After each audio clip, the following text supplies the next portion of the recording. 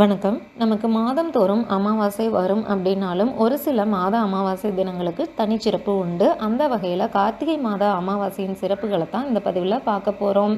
அமாவாசை தினங்களில் நம்ம இறந்தவங்களுக்கு திதி கொடுத்து தர்ப்பணம் செஞ்சு வழிபடுவது மரபு. ஆனால் கார்த்திகை அமாவாசை அப்படிங்கிறது முன்னோர் வழிபாட்டுடன் ஆன்மீக வழிபாட்டிற்கும் மிக முக்கியமான நாள். கார்த்திகை அமாவாசை அன்று அனுமனையும் செவ்வாய் பகவானையும் வழிபடுவதால் வாழ்வில் நாம் சந்திக்கும் பலவிதமான துன்பங்களிலிருந்து விடுபட முடியும்.